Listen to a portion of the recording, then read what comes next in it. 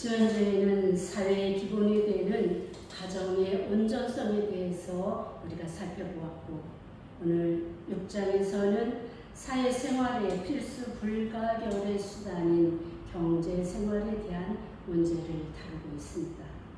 늘 우리는 복된 삶을 꿈꾸며 살아갑니다. 어떻게 하면 남들보다 더 좋은 집, 더 좋은 음식, 더 좋은 차를 타고 다닐까에 몰두하며 살아가고 있습니다. 자신의 가치를 경제적 소유의 근거를 두며 돈이 많으면 성공한 인생으로 여기며, 그렇지 않고 열심히 살아가면서도 평범한 삶을 사는 자신의 가치를 스스로 격하시키며 자조하고 무기력하게 여기며 사는 사람들도 많이 있습니다. 세상 사람들은 몰라도 최소한 하나님의 가르침을 따라 사는 것을 가장 큰 자부심으로 여기며 살아야 할 성도들마저 이러한 가치관이 과연 옳은 것일까요? 뿐만 아니라 왜 하나님을 믿는 성도인데 가난하게 살고 있는지에 대한 책임을 하나님께 돌리는 사람들마저 있습니다. 그들이 만족할 만큼의 부는 얼마나 되어야 할까요? 성경은 자신의 의식주의 질을 한 단계 업그레이드 시키기를 원하며 넘쳐서 흘러갈 정도에도 불평하고 더욱 탐욕을 부리는 것을 다고다고 한다고 기록합니다. 우리는 이 즈음에서 잠언서에서 아굴의 기도를 기억해 보고자 합니다. 잠언서 30장 7절부터 9절에 나오는 이 말씀을 살펴보면, 내가 두 가지를 주께 구하였사오니 내가 죽기 전에 내게 거절하지 마옵소서. 곧 헛된 것과 거짓말을 내게서 멀리 하옵시며 나를 가난하게도 마옵시고 부하게도 마옵시고 오직 필요한 양식으로 나를 먹이시옵소서. 혹 내가 배불러서 하나님을 모른다고 여호와가 누구냐 할까 하며, 혹 내가 가난하여 도둑질하고 내 하나님의 이름을 욕되게 할까 두려워함이니이다. 후에 이 부분도 우리가 살펴보겠지만, 우리가 불평하는 이유가 바로 악인의 형통함에 있지 않습니까? 왜 하나님은 의를 사랑하시는데 악인의 성공을 부요를 허락하시는가? 라는 질문으로 결국은 하나님을 이해할 수 없다고 자기하게 되는 것입니다. 아굴이 그러한 마음으로 주님 앞에 나갔을 때, 이제 그는 우리와 같은 불평의 마음으로 아예 이제 죽을 만큼 지쳐버렸다고 하나님의 불공평한 세상 섭리에 대하여 의문을 제기했던 그가 하나님의 계시의 말씀 앞에서 자신의 무지함을 고백하며 구하는 기도가 바로 오늘 이 말씀인 것입니다. 마치 전도서의 지혜자가 누구보다 많은 것을 누리고 살았음에도 모든 것이 헛되고 헛되도다를 역설적으로 외치며 더 깊은 깨달음으로 나갔던 것처럼, 이제 아굴이 거룩한 자를 아는 지식이 없다라고 선포하면서 덥게 심오한 하나님의 뜻을 향하여 나아갔던 것을 우리는 볼 수 있습니다. 이제 그는 자신이 측량할 수 없는 창조주 앞에서 겸손히 주님만 바라보는 삶으로 전환된 상태를 고백하고 있는 것입니다. 너무 가난하여 죄를 짓지 않도록, 너무 부하여서 교만으로 하나님을 모른다 할 죄에 빠지지 않기를 바라며 매일 필요한 양식을 공급하시는 하나님께 감사하며 나아가기를 결단하는 것입니다. 부와 가난의 문제에 연연한 삶으로 범죄하지 말고 주어진 일상에 최선을 다하며 감사하는 삶으로 나가는 것이 참 지혜임을 깨닫게 되는 것입니다. 성도는 이런 전제하에 어떻게 경제 생활을 하여야 할지를 이제 솔로몬의 권면으로 듣게 된다면 우리 삶의 일상이 좀 더 행복해지지 않겠습니까? 솔로몬은 경제 관리에 있어서 먼저 자신의 재산을 잘 관리해야 한다고 강조하고 있습니다. 바로 담보와 보증에 대해서 신중할 것을 권면합니다.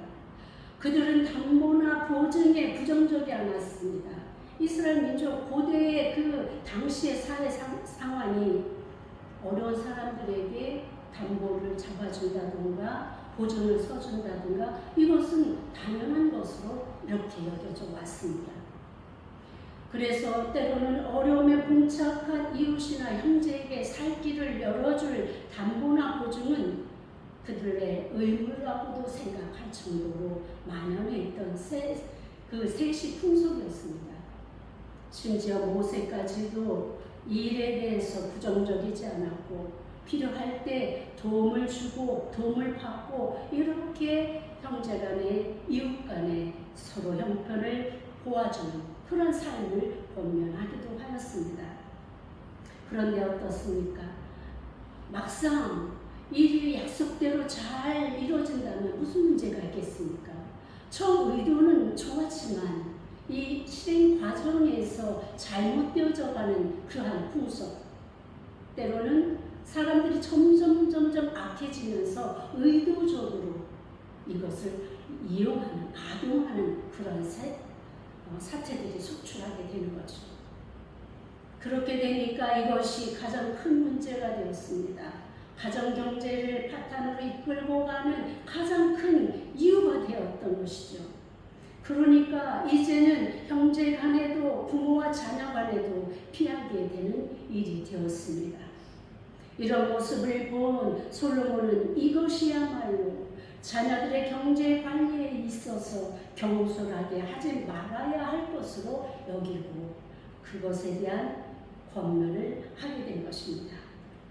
1절은 이미 담보나 보증으로 곤란을 겪는 자들이 어떻게 하면 이 문제에서 벗어날 수 있을까에 대해서 권면합니다. 그러니까 이미 일은 벌어진 거예요. 담보하거나 보증을 쓰게 된 일들이 벌어진 이후에 그 일이 잘 진행되지 않아서 오는 그 어려운 상황에 처했을 때 어떻게 하여야 할 것인지에 대한 지혜자의 지혜가 이제 권면되고 있는 것입니다. 먼저 할 일은 겸손히 이웃에게 간구하여 스스로 구원하되 이렇게 기록되어 있습니다. 이것을 원문대로 읽으면 너는 가라, 너는 스스로를 겸손하게 하라, 그리고 너는 너의 이웃들에게 성가시게 부탁하라가 되는 것입니다. 잘 생각해 보십시오. 제가 그 사람에게 도움을 주기 위해서 담보도 잡아주기도 하고 보증도 서줬습니다. 그런데 이 일이 약속대로 이루어지지 않았습니다. 이러할 때 그냥 두지 말라는 거예요. 빨리 이 일을 최대한 빠르게 해결해 나가라는 거예요. 그 해결해 나가는 방법이 어떤 것이냐면 가라는 거예요. 가만히 앉아서 가지고 올 때 기다리지 말고 그 사람을 찾아가서 그 사람에게 겸손하게, 우리가 그렇잖아요. 심리적으로 내가 잘못했음을 알면서도 상대방이 나에게 격하게 다가오면 어떻습니까? 반감이 나오잖아요. 그러면 일이 성사가 되지 않는 거예요. 그러니까 겸손하게 최대한 그 사람의 마음을 상하지 않도록 이렇게 다가가는 거예요. 그래서 한 번 가서 그 사람이 호응하지 않으면 두 번 가고 세 번 가고 그 사람이 나중에는 성가셔서라도 해결할 수 있도록 하라는 거예요. 참 우리가 생각할 때 참 어려운 일이죠. 그죠? 우리가 혜택을 주었는데 도리어 우리가 그 사람에게 가서 사정을 해야 되는 그런 상황이 벌어진 거예요. 그러나 그렇지라도 그렇게 해서라도 해결하지 않으면 이 일이 결국은 가정을 파탄으로 이끌어가는 큰 재앙이 된다는 것을 이야기하고 있는 것입니다. 그야말로 사람들의 그 적반하장의 경우를 우리는 기가 막힐 일이지만 그럼에도 그 올무에서 벗어나기 위해서 겸손하게 간청하며 중단 없이 그 일에서 해결될 때까지 지속적으로 반복하라고 권면합니다. 솔로몬은 이렇게 빚졌을 때 그야말로 보증하고 담보를 줬음에도 불구하고 이것을 사냥꾼의 올무에 갇힌 그런 짐승으로 비유합니다. 그리고 그물에 갇혀있는 새로 표현합니다. 그러니 이들의 그 상황이 누군가 구해주지 않으면 구해질 수 없는 상황임에도 불구하고 솔로몬은 이 이야기를 어떻게 이야기하냐면 스스로 하라고 합니다. 우리 말에도 그런 말이 있지 않습니까? 빚은, 가난은 나라 임금도 구하지 못한다. 이런 말이 있지 않습니까? 가난에 대해서만큼은 누가 도와줘서 하는 이 해결책은 없다라는 거예요. 물론 부유한 부모나 형제나 어떤 다른 특별한 상황 속에서 해결되는 것도 있겠지만 일반적이진 않다라는 거죠. 결국은 그 가난이나 어려움이나 이 해결책은 내 안에 있다는 거예요. 내가 어떤 마음을 가지고 어떤 자세로 살아가는가에 따라서 일이 해결될 수도 있고 그렇지 않을 수도 있다는 것입니다. 만약 이 보증과 담보의 문제로 그럼에도 불구하고 열심히 찾아가고 겸손한 모습으로 나아가지만 해결이 되지 않았을 때 그때는 어떻게 해야 하겠습니까? 이때에 해결해야 될 방법 솔로몬이 이야기합니다. 쉽게 좌절하거나 낙심하지 말고 끈질긴 노력으로 채무에서 벗어나라고 권면합니다. 도저히 저 사람을 통해서 해결이 안 됐을 때 우리는 지금도 그런 일들이 뭐 가끔은 들려옵니다만 한동안 우리 정의의 나라, 정의의 사회를 구현하는 우리 대한민국은 이웃이 형제가 어려움에 처하면 그래서 보증 서줄 거를 부탁하면 틀어줬던 것이 우리나라의 풍속이었습니다. 그러다 보니 이것이 IMF 터지면서 해결이 안 되는 거예요. 그러니까 온 나라가 정말 엉망진창이 되어버렸던 그 시절을 우리가 보냈습니다. 그런데 솔로몬은 이렇게 이야기합니다. 스스로 정말 죽기 살기로 밤에 잠을 자지 말면서까지 눈과 눈꺼풀이 내려앉지 않도록 이것은 잠을 안 자면서까지 노력해서 해결하라고 이렇게 권면하는 것입니다. 열심히 자기가 그 신중하게 보증서고 담보 받아주는 것에 대해서 신중한 분별을 하지 못한 책임을 갖추지 않는 거예요. 다시 말하면 더욱더 이런 부분에 신중하게 했어야 된다는 말씀이지요. 그래서 어려운 그 가난을 벗어나기 위해서 그 빚을 갚기 위해서 투잡, 쓰리잡으로 밤낮으로 일을 해서 그 채무에서 벗어나기를 힘썼다. 결과적으로 성공한 스토리들이 또한 들려옵니다. 다시 일어서야겠다는 굳은 결단과 의지로 얼마 동안의 고통을 감내하라는 것입니다. 자기 스스로에게 냉혹하게 대할 때 문제 해결의 실마리가 잡힐 수 있음을 이야기합니다. 누르가 사냥꾼의 손에서 벗어나려고 얼마나 이리 뛰고 저리 뛰겠습니까? 그야말로 생사를 가늠하는 이 상황을 벗어나려고 얼마나 죽을 힘을 다해 도망하려 하겠습니까? 새가 그물에서 벗어나려는 그 상황 속에서는 아무도 도와줄 이가 없습니다. 혼자만이 그 일을 해내야 됩니다. 그러니까 이쪽으로도 가서 빠져나가려고 애써보기도 하고 저쪽으로 가서 또 조그만 틈이라도 있으면 그곳을 향해서 돌진하는 모습, 그것이 새가 그물에서 벗어나려고 하는 모습 아니겠습니까? 필사적으로 위기를 벗어나려고 하는 그 모습을 우리에게 요구하고 있는 것입니다. 만일 어려움에 봉착했음에도 아무 노력도 하지 않고 사냥꾼에게 금을 치는 자에게 잡혀버리는 것처럼 인생을 포기한다면 노루와 새 같은 동물보다도 못하다는 조롱이 담겨있는 말씀인 것입니다. 단지 담보나 보증의 문제뿐이겠습니까?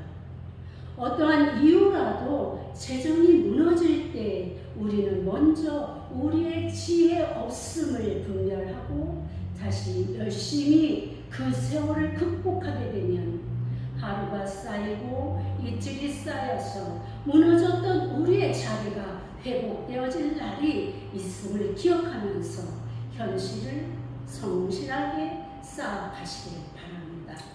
솔로몬의 이러한 지금 담보나 보증에 대한 해결책은 다시 정리를 한다면 첫 번째는 담보나 보증 서는 일에 신중하라. 함부로 서지 말라는 거예요. 확실한 내가 다시 돌려받을 수 있는 확실한 근거가 있을 때 이 일을 하라는 것입니다. 두 번째로 담보나 보증을 풀기 위해서 매일같이 겸손하게 찾아가서 그의 동의를 구하고 그가 해결할 수 있도록 그 마음을 감동시키라는 것입니다. 세 번째로는 그 일이 잘못되었을 때 그 스스로 책임을 지고 잠을 잘지 말려 열심히 돼서 다시 회복하라는 거예요. 이러한 세 가지 해결책이 바로 우리가 앞으로 살아갈 경제 관리에 있어서 중요한 지침이 되길 바랍니다. 경제생활의 유혹 중 또 다른 하나는 개미에게 가서 지혜를 배우라고 권면합니다. 그야말로 게으름은 잠언에서 말하는 어리석은 사람의 대표적인 속성입니다. 개미는 엄청난 존재가 아닙니다. 만물의 영자 아닌 사람이 우러러보며 가르침을 받을 만한 존재는 더더욱 아니지요. 그야말로 그런데도 불구하고 최고의 지혜자인 솔로몬은 개미에게 가서 그 지혜를 배우라고 합니다. 어떤 것을 배우라고 합니까? 첫 번째로 공동체의 질서를 배우라고 합니다. 7절을 우리 한번 봅시다. 함께 읽습니다. 시작. 계위는 두금도 없고 금독자도 없고 통치자도 없세. 그러니까 누군가에 의해서 강제적으로 실행되는 억제된 삶이 아니라는 것입니다. 자발적이고 스스로의 분별에 의한 자율적 습성을 배우라고 하는 것입니다. 자신의 삶에 대한 자발적 분별에 의해 자신이 하여야 할 일들을 스스로 해 나가라는 것입니다. 누구 하라고 강요해서 하는 것은 불행입니다. 그러나 당연히 이런 내가 할 일이고 이 일을 통해서 내 삶을 이루어 나가야 되겠다라는 스스로의 판단에 선다면, 그래서 그 일을 행한다면 그들은 결과에 만족할 수 있게 되는 것입니다. 두 번째는 준비성입니다. 8절을 보니까 먹을 것을 여름 동안에 예비하며 추수 때에 양식을 모으니라 이렇게 기록되어 있습니다. 미물인 개미도 때를 분별하여 자신들이 하여야 할 일을 성실하게 하고 있다는 것입니다. 곡식과 과일이 자라나는 여름 동안 열심히 일하고 추수 때는 때를 놓치지 않고 적절한 수확기를 통해 미래를 준비하여 삶을 이어나가는 것을 비유하고 있습니다.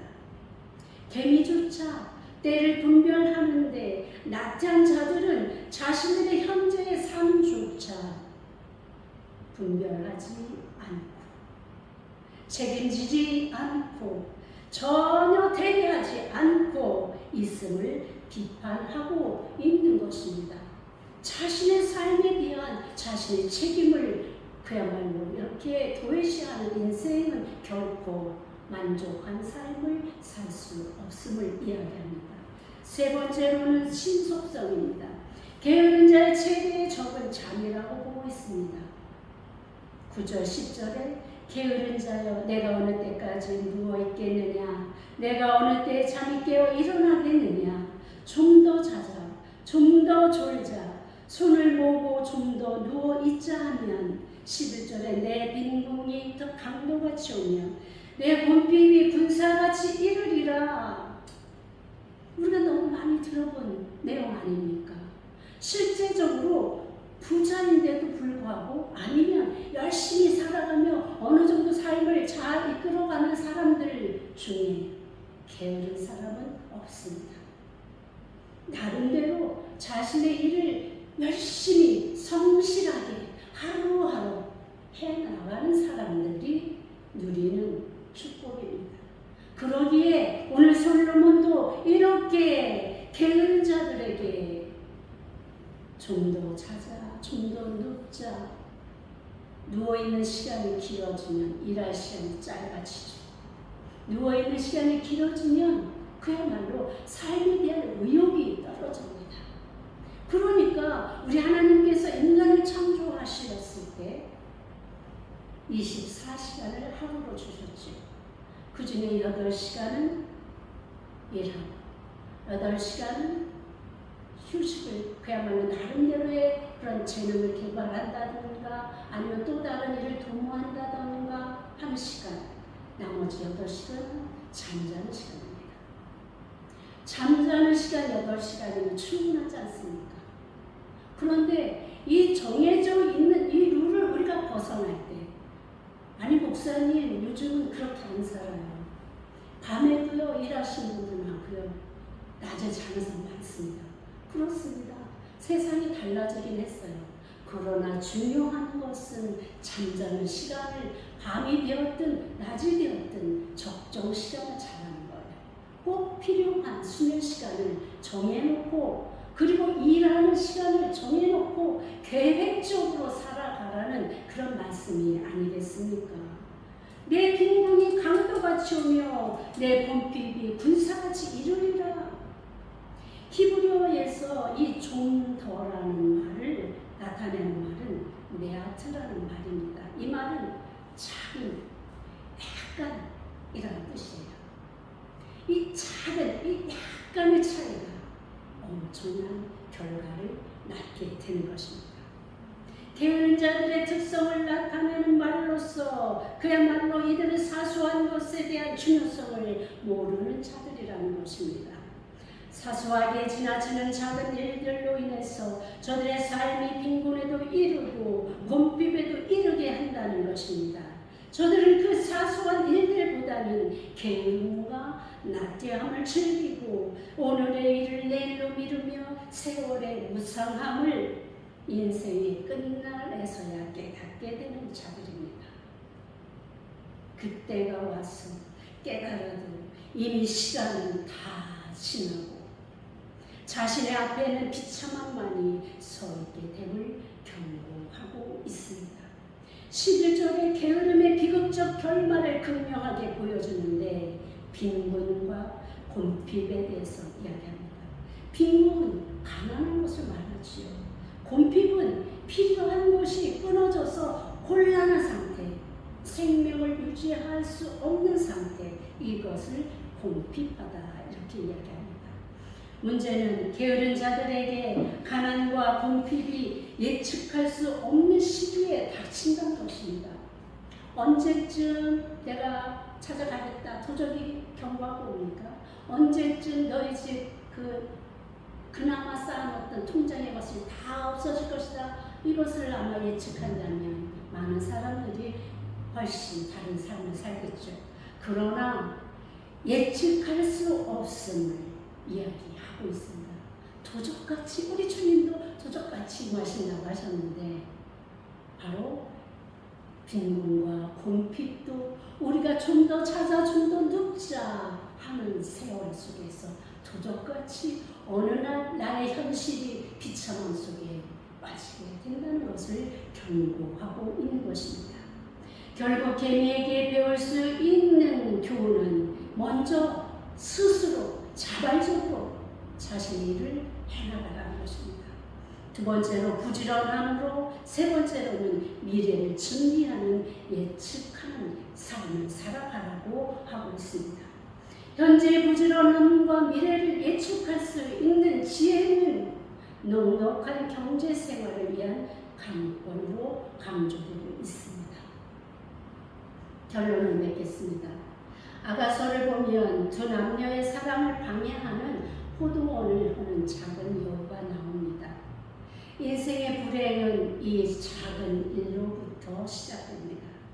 호기심으로 시작했던 그 작은 일들이 자신의 인생을 송두리째 망하게 하는 일로 나타나기도 하고, 바늘도둑이 소도둑된다는 작은 탐심이, 작은 습성이 도저히 어찌해볼 수 없는 낙오된 인생으로 전락하게 하고, 좀 더 찾아, 좀 더 눕자 자신의 시간을 허비하며 일어설 시간조차 없게 만들었고, 친구 사이에 정에 못 이겨 보증을 섣불리 서줬다가 해가 망신하는 지혜 없는 지난 날들의 포도원을 우리는 무엇으로 다시 세울 수 있습니까? 인생의 온전함이나 성공 여부는 이렇게 작은 일로 시작됩니다. 이 작은 일을 성실히 쌓아가면 결국은 가난과 곤핍이 아닌 안정된 삶으로 바뀌게 될 것입니다. 급할수록 돌아가라는 속담이 있습니다. 어려운 사람들에게 하루하루 저축하고 하루하루 열심히 살아가고 하루하루 쌓아가라 이렇게 이야기하면, 그렇게 해서 언제 부자가 되느냐고 반문하면서 여전히 한탕주의로 나아가는 것을 보게 됩니다. 예전에 한 달에 10만 원씩 10년짜리 적금을 들은 적이 있었습니다. 지인을 도와주기 위해서 어쩔 수 없이 들어준 저축성 보험이었습니다. 처음에는 10년 동안 이걸 언제 다 불입을 하나 하는 생각을 가지고 중간에 해야지라고 생각했는데, 어찌어찌 하다 보니까 10년이 지난 거예요. 그런데 한 달에 10만 원씩 저축했던 것이 10년이 지나니까 2,400여만 원이 되더라고요. 거금이 되었죠. 이렇게 모은 돈이 결국은 가정의 그 급한 어려운 일들, 자녀들의 그 어려운 문제들을 해결하는데 요긴하게 사용되었습니다. 그렇습니다, 여러분. 작은 일부터 시작하십시오. 그리고 아굴의 기도처럼 우리의 삶의 모든 기준은 하나님 앞에서 있음을 고백하면서 너무 부한 것을 탐하지 않는 삶을 지향하십시오. 오늘 우리에게 주신 일상을 감사하며 살아가십시오. 만족하며 살아가십시오. 그렇게 해나갈 때에 우리가 정말 하나님을 모른다 하는 그 교만한 상태로 들어가지 않게 될 것이고, 너무 가난하여 치지도 않고 그럼으로 인해서 범죄하지 않는 우리의 일상을 살아가게 될 것입니다. 그러니 성실하게 살아가십시오. 그러니 직장에서나 사업장에서 게으르지 말고 거짓된 삶이 아니라 정말로 정직하게, 불의가 아니라 거룩하게, 공의로 그렇게 진실되게 살아가십시오. 그런 자들에게 하나님의 눈으로 보시고 채우시고 입혀 주실 것을 믿으십시오. 그 길이 바로 우리가 나아가야 할 성도의 길입니다. 주님이 지키시는 그 길에서 지혜로운 경제 생활로 나아가시는 여러분들 되시기를 주님의 이름으로 축원합니다. 기도하십시다. 하나님 아버지, 감사합니다. 우리의 어리석음과 우리의 지혜 없음을 아버지 고백합니다. 그래서 지난날 우리는 게으르게 살았고 잘못된 판단으로 실수하고 우리가 스스로 곤경에 빠졌었습니다. 하나님, 이제 오늘 주신 말씀을 아버지 우리의 마음판에 새기게 하시고 그 그 새겨진 말씀대로 우리 일상을 살아나가게 하여 주셔서 정말 아무리 고백하였던 것처럼 하나님께서 주신 그 은혜를 아버지 감사하며 그리고 주님 앞에 온전하게 살아가는 저희의 삶이 되게 인도하여 주옵소서. 예수님의 이름으로 감사하며 기도하였습니다. 아멘.